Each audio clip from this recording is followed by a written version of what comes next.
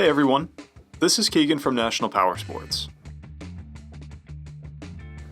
This 2012 Can-Am SPYDER RSS SE5 with 19,569 miles passes New Hampshire State inspection and runs well.